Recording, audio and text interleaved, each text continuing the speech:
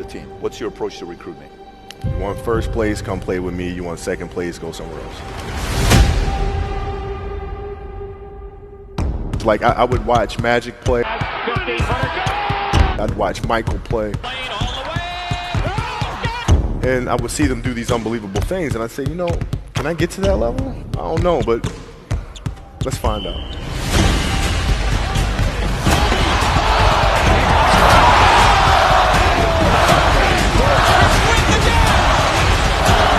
That's why he's the best player in the game. Everything was done to try to learn how to become a better basketball player. Everything. Everything. And so when you have that point of view, then literally the world becomes your library to help you to become better at your craft. So because you know what you want, the world's giving you exactly the information you need to become better at it. Because you know what you're looking for. So many guys tell stories about your work ethic. Yeah. What was really your work ethic like, and for how long did you stay disciplined? Well, I mean, every day. I mean, since 20 years. I mean, it was an everyday process and trying to figure out strengths and weaknesses. For example, jumping ability. Man, my vertical was a 40, it wasn't a 46 or a 45. My hands are big, but they're not massive. Right? So you got to figure out ways to strengthen them so your hands are strong enough to be able to palm a ball and do the things that you need to do. Quickness, I was quick, but not insanely quick. I was fast, but not ridiculously fast. Right? So I had to rely on skill a lot more. I had to rely on angles a lot more. I had to study the game a lot more. And but I enjoyed it though. So like from the time I can remember when I started watching the game, I studied the game and it just never changed. It's a good separation for me, emotionally, to be able to put myself in a place where at practice or when I'm training or during games, I switch my mind to something else. I switch my mode into something else, right? For me, it's the equivalent of Maximus, Decimus, Meridius, and Gladiator picking up the dirt, smelling the dirt. It's go time, right? So that was my mental switch. It was like an actor getting ready for a film. You got to put yourself in that cage. When you're in that cage, you are that character. And then when you leave there, it's something completely different. But when I'm in that cage, bro, don't touch me, don't talk to me. Just leave me alone. How did you get mentally and emotionally so strong where it doesn't bother you? Well, you got to look at the reality of the situation. Like for me, it's not, you kind of got to get over yourself. Like, it's not about you, man. Like, okay, you feel embarrassed. You're not that important. Like, get over yourself. That's where you go. Get over yourself, right? Like you're worried about how people may perceive you and like you're walking around and it's embarrassing because you shot 5 air balls. Get over yourself. Right? And then after that, it's okay, well, why did those air balls happen? Got it. High school, year before, we played 35 games, max, right? Week in between, spaced out, plenty of time to rest. In the NBA, it's back to back to back to back to back to back to back. I didn't have the legs. So you look at the shot, every shot was online. Every shot was online, but every shot was short. Right? I got to get stronger. I got to train differently. The weight training program that I'm doing, I got to tailor it for an 82-game season so that when the playoffs come around, my legs are stronger and that ball gets there. So I look at it with rationale and say, okay, well, the reason why I shot air balls is because my legs aren't there. I go, well, next year they'll be there. That was it. Done. Were there some names that you looked at and says, these 3 guys are as crazy as I am? At the time, I deal with what I've referred to as Goat Mountain. I went to Goat Mountain, and I talked to Magic, Michael, Bird, Hakeem Olajuwon, Jerry West, Oscar Robinson, Bill Russell. So I would talk to them. What did you do? What were your experiences? Michael in particular, he's become my big brother. He's been my big brother since I first came in the league. And what was that process like? So I went to them and started understanding the ins and outs of the game and how they approach things and their level of detail and obsessiveness, and that's what I did. The players that had that passion but weren't willing to commit their entire lives to doing that, right? It's a choice. right? You have other things. You have family. You have all these other things that you have to do.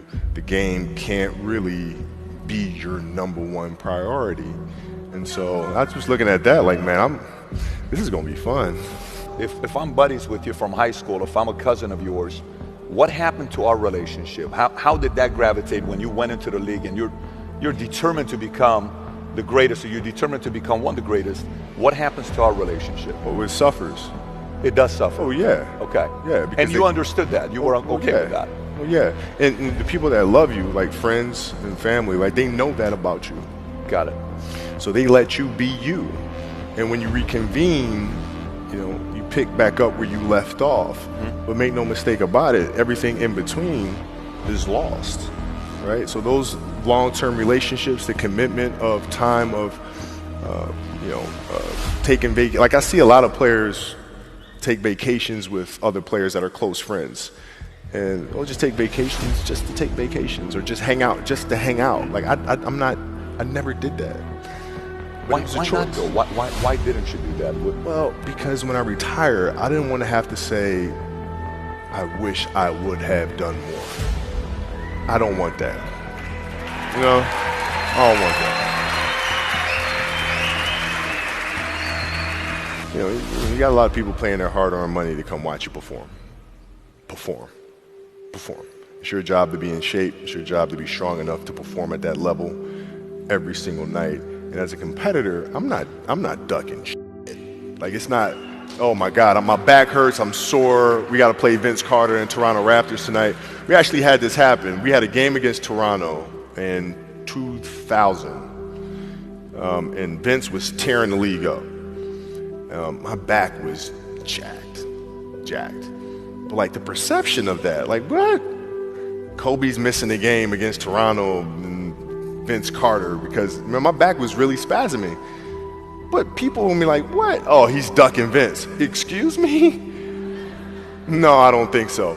So I would be in a layup line like, okay, there's a lot of days where you can rest and recover. Today ain't one of them. Your back can bother you any other day. That shit ain't bothering me today. He gonna have to see me today. Yeah. Amen. Yeah. If you're looking at a big investments you got to make, what is the decision-making process there? Do you call? Is there first you do your own research? You take this much time. You call an advisor. Is there a system you follow? It's pretty simple for me. It's do you understand the business? Is it a business that you can help in some form or fashion? What are the barriers of entry to that business?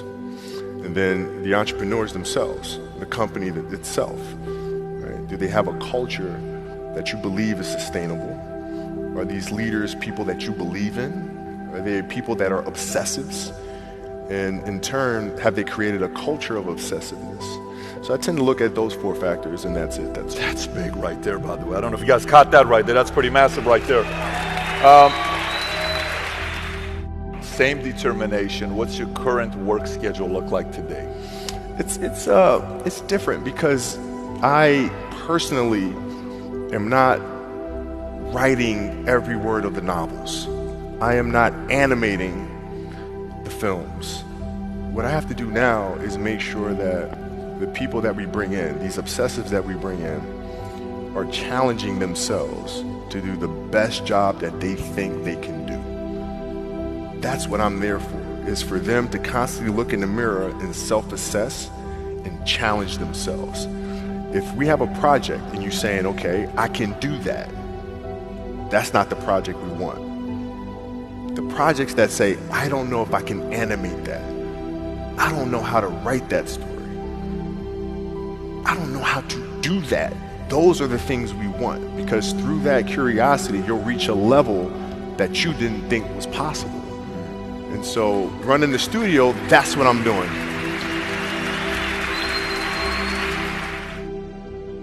You're playing against the Golden State Warriors.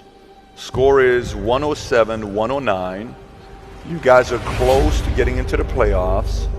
You know exactly what happens in the game. You go up, you're about to take your shot, and then all of a sudden, boom, Achilles happens, right? He went and hit the free throws, and then you walked off the stage. Yeah. You got the surgery done. when I went in the trainer's room, my kids are in there, and they're looking at you and stuff, and I'm looking at them, and I'm like, it's all right. Dad's gonna be all right. It'll be fine. It'll be all right. It'll be all right. It'll be all right. As a parent, you gotta set the example. You gotta set the example. This is another obstacle. This obstacle cannot define me. It's not gonna cripple me. It's not gonna be responsible for me stepping away for the game that I love. I'm gonna step away on my own terms. And that's when the decision was made that, you know what? I'm doing it. Doing it. You're a freaking beast, bro. Hey.